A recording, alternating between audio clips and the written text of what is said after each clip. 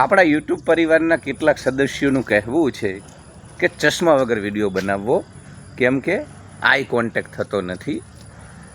તો આજે ચશ્મા ઉતારી અને એમની આ પ્રેમ, લાગણી, માગણીને માન આપી ચશ્માનું જે આવરણ છે મારી અને તમારી વચ્ચે એને હટાવી રહ્યો છું.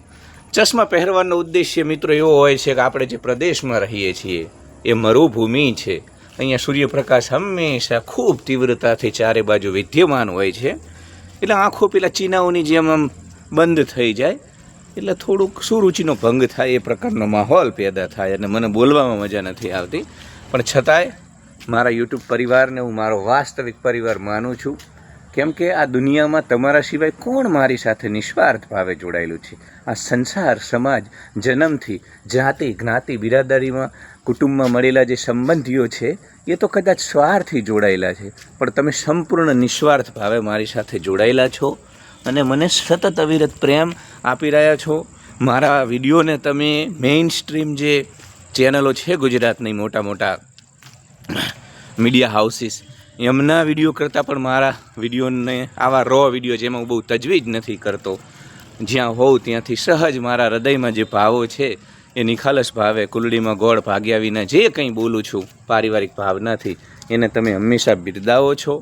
તો તમે જ મારો વાસ્તવિક સાચો નિસ્વાર્થ પરિવાર છો, એટલે હું તમને સબસ્ક્રાઈબર નથી માનતો. અને તમારી જે ભાવના હતી ચશ્મા વિના વિડીયો બનાવવાની, તો એ આજે પૂરી કરી રહ્યો છું પ્રેમવશ. અને આજે વાત કરવી છે ગોપાલ ઇટાલિયાની. તો ઘણા બધા રાજકીય પંડિતો, મીડિયા જગતના મહારથીઓ, રાજકીય ગલિયારાઓની અંદર વર્ષોથી સત્તા ભોગવતા સ્થાપિત હિત સમાન માતેલા સાંઠ જેવા, ધનાનંદ જેવા અહંકારી નેતાઓ, આ બધા જ ભેગા મળી અને એવું કહેતા હતા કે એક વખત સત્તા પ્રાપ્તિ થયા બાદ ગોપાલ ઇટાલિયા આટલા બધા આક્રમક નહીં રહે. ગોપાલ ઇટાલિયા પોતાનો સૂર બદલી નાખશે, ગોપાલ ઇટાલિયા સોફ્ટ બની જશે, ગોપાલ ઇટાલિયા શાંત થઈ જશે, ગોપાલ ઇટાલિયાની અંદર જે ક્રાંતિકારીપણું છે, ગોપાલ ઇટાલિયાની અંદર જે એક એક્ટિવિસ્ટ છે, એ બધું નાશ પામશે અને ગોપાલ ઇટાલિયા ઠરીઠામ થઈ જશે. પરંતુ એવું કશું જ ન થયું. ગોપાલ ઇટાલિયા ઉલટાના વધુને વધુ આક્રમક થઈ રહ્યા છે અને આ જેટલા પણ લોકો ક્યાસ લગાવી રહ્યા હતા એ બધાના જે અંદાજો હતા એની ઉપર એમને પાણી ફેરવી નાખ્યું છે અને એમને સાબિત કરી દીધું છે કે હું મારા વિસ્તારની જનતા માટે કશું પણ કરી છૂટીશ. અને સતત લોકોના પ્રશ્ને અમલદારશાહી હોય, સરકાર હોય, કેબિનેટ કક્ષાના મંત્રી હોય, બધા જ ઉપર એ સકંજો કસી રહ્યા છે. આ વખતે એમના નિશાને છે કૃષિ મંત્રી રાઘવજી પટેલ. અને રાઘવજી ભાઈ એને એમને કહ્યું છે કે તમે જે ટેકાના ભાવે મગફળી ખરીદવાના છો એ મહેરબાની કરી 70 મણની જગ્યાએ 200 મણ ખરીદજો, નહીં તો આવનારા દિવસોમાં આંદોલન કરીશ. ગોપાલ ઇટાલિયાની દલીલ છે કે આ મોંઘી અતિ ખર્ચાળ ખેતીમાં અને એમાં પણ અતિવૃષ્ટિ, અનાવૃષ્ટિ જેવા સંજોગો, આ બધામાં જગતનો તાત ખૂબ જ મુશ્કેલીઓનો સામનો કરી રહ્યો છે. અને આ મુશ્કેલીઓની અંદર મગફળીને ટેકાના ભાવ ન મળે તો ખેડૂતોને ખૂબ નીચા ભાવ મળે અને ખેડૂતની કમર તૂટી જાય, એ બેઠો ન થઈ શકે, એનો ઉત્સાહ મરી પરવારે અને એ પોતાના પરિવારનો જીવન નિર્વાહ ચલાવવા માટે પણ સક્ષમ ન રહે. એટલે ગોપાલ ઇટાલિયાએ રાઘવજી ભાઈને તો રોકડું પરખાવી દીધું છે.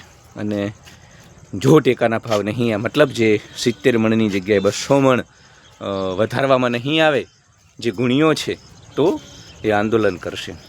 તો બને ચૈત્ર વસાવા હોય, ગોપાલ ઇટાલિયા હોય, જિગ્નેશ મેવાણી હોય, આ લોકોની એક વાત મને ખૂબ જ ગમે છે કે પોતાના વિસ્તારની પ્રજાના કોઈ પણ પ્રશ્નો હોય એના માટે એ લોકો સર્વસ્વ ન્યોછાવર કરવા માટે તૈયાર રહે છે. અને 182 ધારાસભ્યોએ આવું કરવું જોઈએ. આજકાલ હું જોઉં તો અમારા વિસ્તારના ધારાસભ્ય હોય કે અન્ય કોઈ ધારાસભ્ય હોય, મરણ પ્રસંગમાં આવે ને લગ્ન પ્રસંગમાં આવે, એટલે ભાઈ અમે તમને એટલા માટે ચૂંટીને મોકલ્યા છે કે તમે બેસણામાં આવતા રહો. ઠીક છે, આવો સુખ દુઃખમાં, એવું નથી. તમે પરિવારનો હિસ્સો છો, રાજકીય ગલિયારાઓમાં છો, પણ તમારા વિસ્તારની પ્રજા તમારા માટે પરિવાર છે, એટલે સુખ દુઃખમાં આવો. પણ માત્ર એ ન કરવાનું હોય, બીજા પણ કામો હોય, પ્રજાલક્ષી કામો હોય. તો આશા રાખું કે બીજા બધા ધારાસભ્યો પણ ગોપાલ ઇટાલિયા પાસેથી શીખે કે આને કહેવાય પ્રજાનો સાચો પ્રતિનિધિ.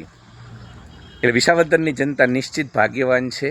લોકો ભલે ગમે તે કહે, પણ ગોપાલ ઇટાલિયાની અંદર જે આક્રમકતા છે, એની અંદર જે તીવ્રતા, તત્પરતા છે પોતાના લોકો માટે લડવાની, એની અંદર જે નિડરતા, હિંમત છે ને મિત્રો, મને તેનું ખૂબ ઉજળું ભવિષ્ય દેખાઈ રહ્યું છે. કેમ કે સારું બોલતા આવડતા હોય એવા લોકો આગળ ન વધે. સારું બોલતા આવડતા હોય, અદ્ભુત વાક છટા હોય એવા લોકો આખો જિંદગી એન્કરિંગ કરતા હોય 5-6 હજાર રૂપિયામાં ભવાઈ કરતા હોય. એટલે સારું બોલતા આવડવાની સાથે સાથે જેની અંદર સ્થિરતા હોય, નિડરતા હોય, નિર્ભયતા હોય અને બિલકુલ ડરનો અભાવ હોય અને સરકાર સામે કોઈ પણ ભોગે લડી લેવાની તાકાત હોય, એ જ લોકો વિકાસ કરે. ગોપાલ ઇટાલિયાની અંદર એ પાણી છે અને આ પાણીદાર નેતા, યુવા નેતા આવનારા દિવસોમાં નિશ્ચિત ગુજરાતની ગાદીને પણ સર કરશે અને આખા ગુજરાત ઉપર રાજ કરશે. ધન્યવાદ.